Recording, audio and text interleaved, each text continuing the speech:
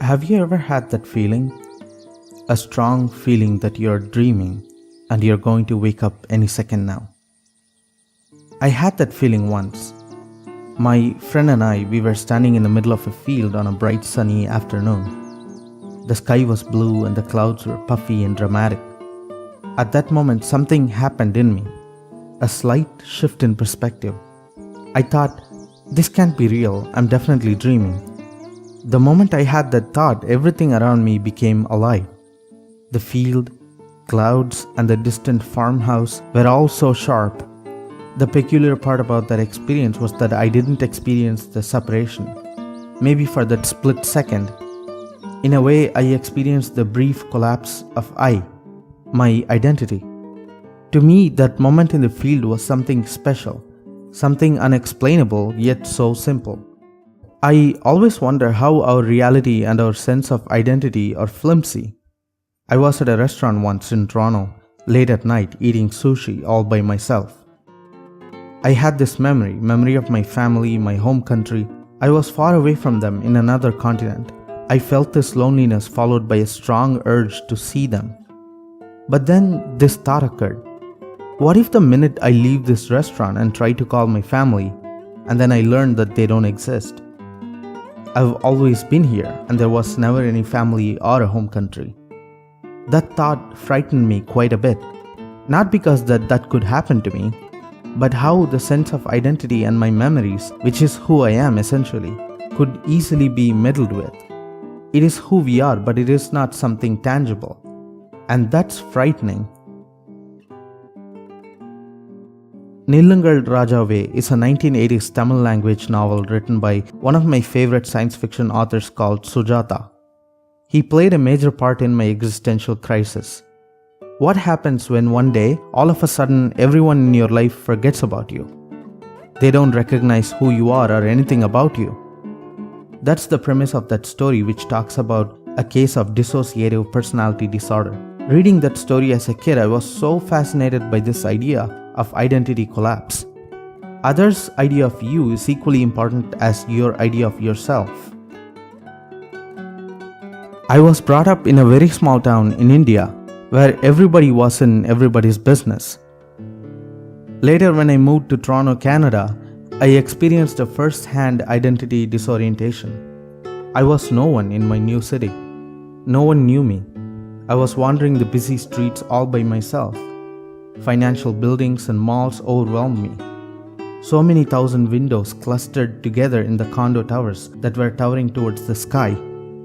Yet I found that it was a society of isolation. I was completely lost and I couldn't communicate the essence of my innermost thoughts and feelings to someone who was far, far away, to someone who just was a voice.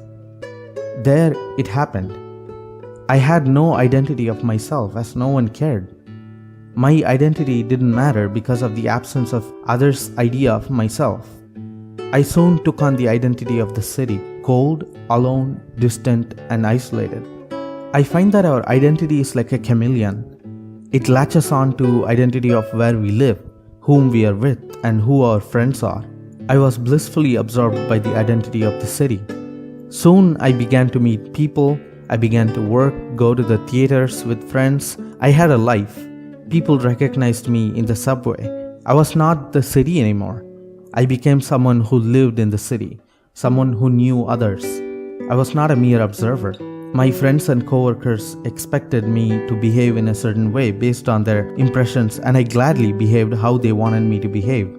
After all, that was my identity. Ship of Theseus is a thought experiment that raises an interesting question about identity. Philosopher Plutarch asks if the ship on which the Greek hero Theseus sailed has been so heavily repaired and nearly every part replaced. Is it still the same ship? And if not, at what point did it stop being the same ship? This paradox has many variations, and it even extends to us. In a way, everyone I met in my life so far shaped my identity in one way or the other. I never knew I could walk in the pouring rain and enjoy the moment, until I did that with someone.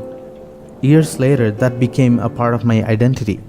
Now I am someone who enjoys walking in the rain.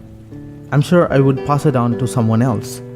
Things that defined me when I was a kid, my identity back then are not the same anymore. Like the Ship of Theseus, aspects of my identity were removed and replaced with time. Am I then the same kid who went to explore the haunted house in his bicycle all those years ago? This thought that identity is a shared sense of the observer and the observed is what makes questions like, what if everyone in your life forgets who you are, fascinating. Because all of a sudden, if everyone in your life did forget you, you got to ask yourself, is it because they actually forgot who you are as a person? Or is it because of your misplaced memory? Are you sure that you are who you think you are?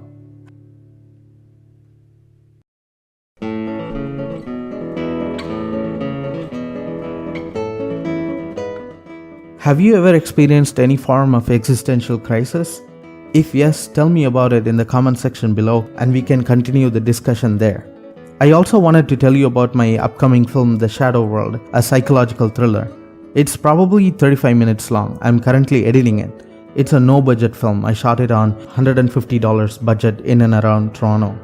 I'm including the trailer here and a playlist of this series. If you like the video, share it with your friends and social media, and most importantly, subscribe to my channel as I will be posting new videos like this every week. Thank you for watching and see you soon.